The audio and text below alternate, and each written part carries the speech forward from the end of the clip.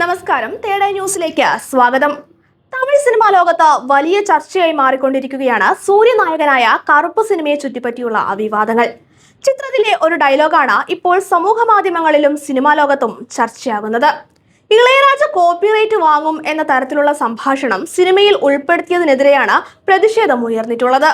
ഇതോടെ ചിത്രത്തിന്റെ നിർമ്മാതാക്കളായ dream Warrier pictures ഔദ്യോഗികമായി സംഗീത ഇതിഹാസം ഇളയരാജയോട് മാപ്പ് പറഞ്ഞ് രംഗത്തെത്തിയിരിക്കുകയാണ്.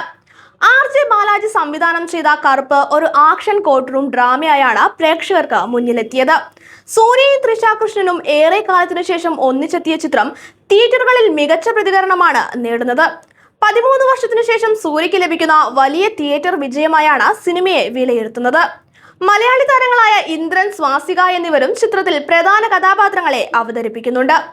വിവാദം ശക്തമായതിനെ തുടർന്ന് ഡ്രീം വാരിയർ പിക്ചേഴ്സ് പുറത്തിറക്കിയ പത്രക്കുറിപ്പിലാണ് മാപ്പ് പറയുന്നത്. ഇന്ത്യൻ സിനിമയ്ക്കും സംഗീത ലോകത്തിനും അതുല്യ സംഭാവനകൾ നൽകിയ മഹാനായ സംഗീത സംവിധായകനാണ് ഇളയരാജയെന്ന് കമ്പനി കുറിപ്പിൽ പറയുന്നു. തലമുറകളെ സ്വാധീനിച്ച അദ്ദേഹത്തിന്റെ സംഗീത പാരമ്പര്യം ലോകമെമ്പാടുമുള്ള പ്രേക്ഷകരുടെ ഹൃദയങ്ങളിൽ പ്രത്യേക സ്ഥാനം നേടിയിട്ടുണ്ടെന്നും നിർമ്മാതാക്കൾ വ്യക്തമാക്കി. കറുപ്പ് സിനിമയിലെ ഒരു ഡയലോഗ് ഇളയരാജയെ വേദനിപ്പിച്ചതായി മനസ്സിലാക്കുന്നു എന്നും അതിൽ ആത്മാർത്ഥമായി ഖേദം രേഖപ്പെടുത്തുന്നതായും പത്രക്കുറിപ്പിൽ പറയുന്നു. അദ്ദേഹത്തെയോ അദ്ദേഹത്തിന്റെ സംഭാവനകളെയോ അവകാശങ്ങളെയോ അപമാനിക്കുവാനുള്ള യാതൊരു ഉദ്ദേശവും ഉണ്ടായിരുന്നില്ല എന്ന് നിർമ്മാതാക്കൾ വിശദീകരിച്ചു. ആ സംഭാഷണം സിനിമയിലെ ഒരു ആക്ഷേപഹാസ്യ സാഹചര്യത്തിന്റെ ഭാഗം മാത്രമായിരുന്നുവെന്നും വ്യക്തിപരമായ പരാമർശമല്ലായിരുന്നുവെന്നും അവർ കൂട്ടിച്ചേർത്തു.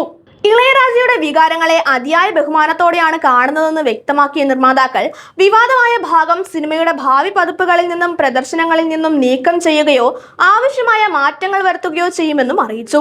സംഗീത ലോകത്ത് ഇതിഹാസ സ്ഥാനം നേടിയ ഇളയരാജയോടുള്ള ആദരവ് വീണ്ടും രേഖപ്പെടുത്തിക്കൊണ്ടാണ് ഡ്രീം വാരിയർ പിക്ചേഴ്സ് അവരുടെ വിശദീകരണക്കുറിപ്പ് അവസാനിപ്പിച്ചത്.